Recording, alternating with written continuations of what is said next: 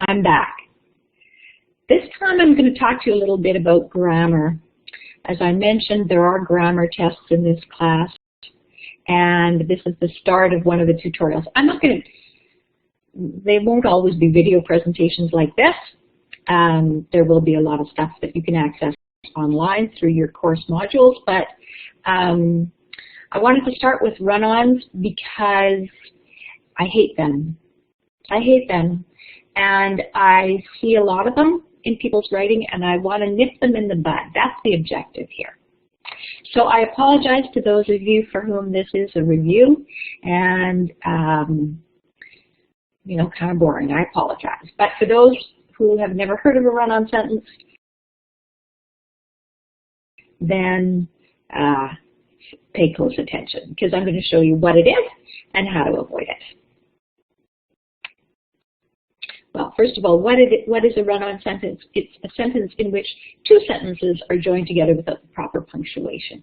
So it's not that the sentence goes on and on and on and on and it doesn't seem to end, but it still keeps going and it goes on and says so much stuff.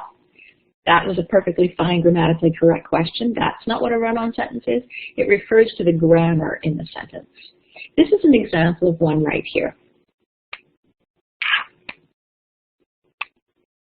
Brunella plans to be an accountant. Daisy wishes she were a queen. Well, how can we determine that that's a run-on? First of all, we have to know what a sentence is. And a sentence is comprised of a subject and a verb. And I'm going back now, back to basic grammar, but you have to know what a sentence is in order to be able to construct one, right? So a subject is what the sentence is about, or who the sentence is about, and in English construction it tends to come at the beginning of the sentence, and then the verb very often follows it and says something about that subject. Susan runs, Brunella dances, and so forth. Sometimes we refer to the verb as the predicate, which is just all the other information needed to complete the idea. It's not just that. So if we look at this, Daisy wishes she were a queen. Daisy is the subject, wishes is the verb, but she were a queen completes the idea of the verb, right? So let's look at our original example. Brunella plans to be an accountant. Daisy wishes she were a queen. And we can kind of see that these two sentences should be separated here, right? Because we have our subject, Brunella, and our verb, plans to be an accountant, and our subject, Daisy, and our verb, wishes she were a queen, or predicate, more accurately. So we really have two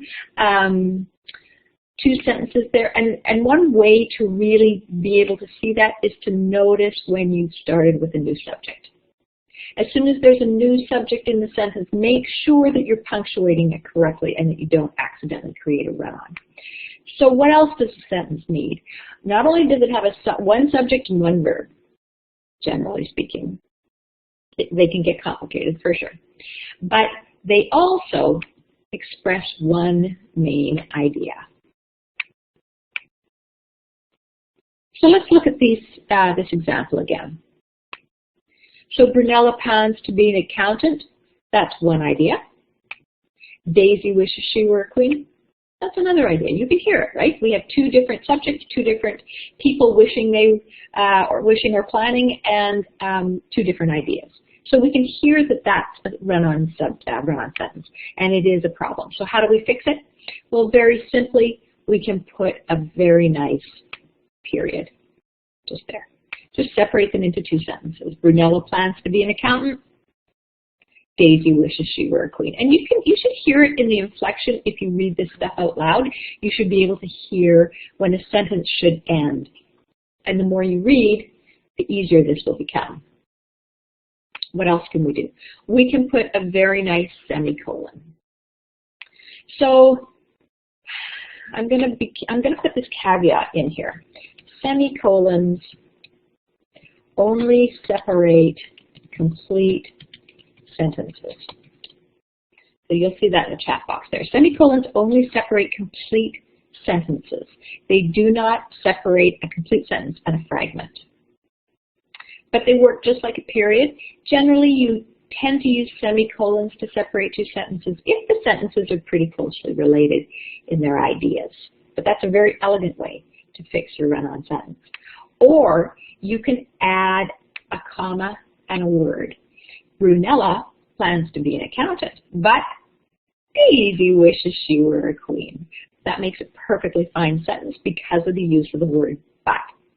One thing you do have to be aware of is a comma is not strong enough to separate two sentences. So if I hadn't put that but in there, I don't want that color. I want a different color. I want this color. No, I want this color. Sorry. Too many tools at my disposal. If I didn't have that but, Brunella plans to be an accountant, comma, Daisy wishes she were a queen, that would still be wrong. And I would mark it R, run on. No. But since but is in there, it's perfectly fine.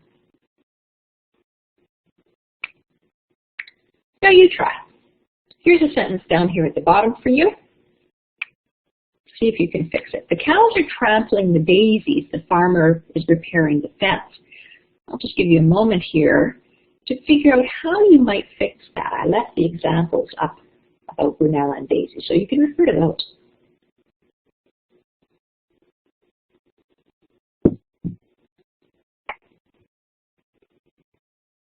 Let's see how you did.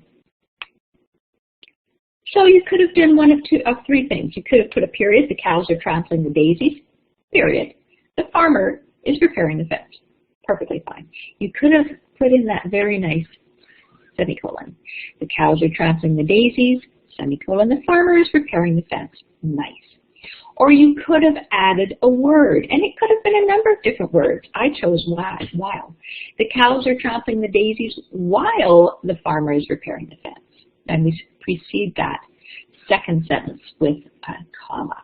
You could have said, the cows are trampling the daisies, comma, because the farmer is repairing the fence. Or you could have put, the cows are trampling the daisies, comma, as the farmer is repairing the fence. Or the cows are trampling the daisies, comma, but the farmer is repairing the fence. Any of those would work just fine grammatically. Try this one. The trees of New England are known for their brilliant autumn color. Sugar maples dazzling tourists with their orange and red leaves. What's happening there?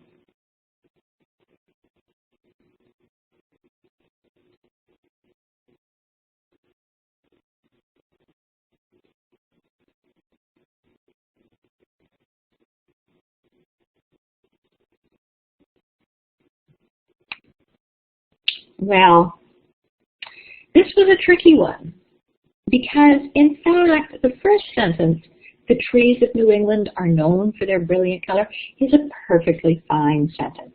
The trees of New England, that's our subject, right? And really, we could simplify it by just saying the trees, because of New England is simply modifying which trees we're talking about, are known, that's the verb, for their brilliant autumn color. That's the whole predicate. They're known for their color. The trees are known is essentially the sentence.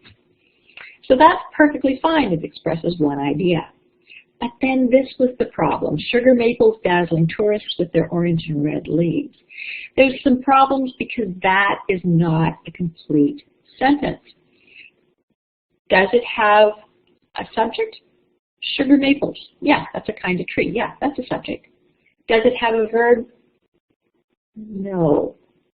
No, it has no verb. And the reason it has no verb, I want to draw it, is because of this word dazzling. Because dazzling ends in ing, it's not a verb, it's a modifier of the maples. It's telling us more information about the maples. It's refining and characterizing the maples. What are they doing? They're dazzling tourists with their orange and red leaves. But when I said that, I added an are. They are dazzling, and that are, the verb to be, is not there. It should have been there in order to make it a complete sentence, like sugar maples are dazzling tourists with their orange and red leaves. That would have been just fine.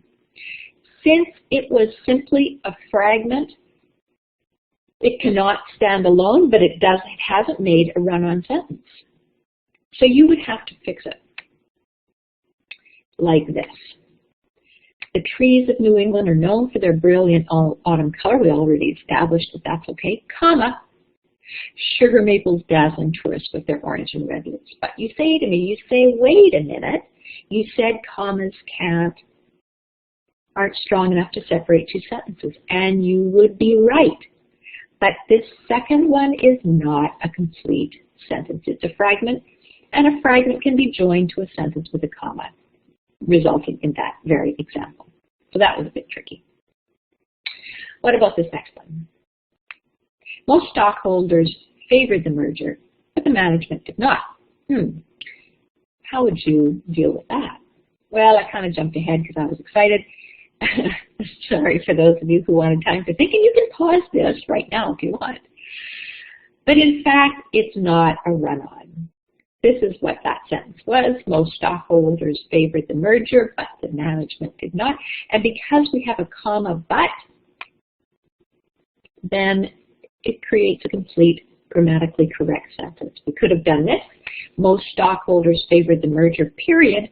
The management did not. Or we could have done this. Most stockholders favored the merger, semicolon. The management did not. What we could not have done is most stockholders favored the merger, comma, the management did not, because commas are not strong enough to separate two sentences. And let me just put that in there. Commas are not strong enough to separate two complete sentences. What that causes is what's called a comma splice. It is a form of a run-on sentence, and it is bad, bad, bad. Wow, probably worse for me than it is for lots of people in the world, but it is pretty bad for me. So I just want you to be aware of it and to avoid it. Okay, let's try this next one. And I don't have too many more for you. Here's the sentence. The first section of the proposal was approved. The budget will have to be resubmitted. How would you fix that? I will give you a moment this time.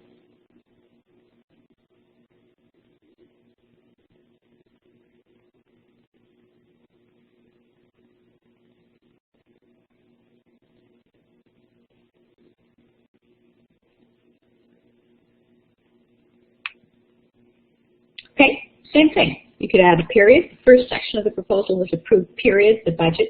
You should be able to hear when that second subject comes up. The budget is the new subject, right? Plus two ideas. We have something being approved, something that needs to be resubmitted, two different ideas. Or you could add that lovely semicolon. The first section of the proposal was approved, semicolon, the budget will have to be resubmitted. Or you could add a word. The first section of the proposal was approved, so the budget will have to be resubmitted. Good. What about this one? Although they had worked hard on the project, the board members were not impressed. And remember, commas are not strong enough to separate two complete sentences. What would you do there?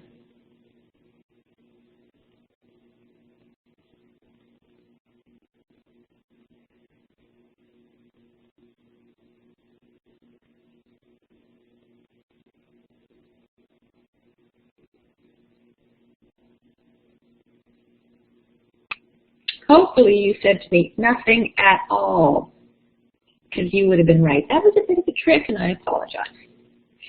The reason it's a trick is because we don't have two complete sentences. Once again, this word although renders the first part of this a fragment. And you can hear it. Although they had worked hard on the project, That's not a complete sentence, right? You can hear that something is hanging. What do you mean, oh? Those kinds of dependent modifiers, although just because they render a phrase dependent on something else, and they must necessarily be joined to a complete sentence, which is the board members were not impressed. So joining with a comma is perfectly correct because we have a fragment and a sentence. So I apologize. That was a bit tricky.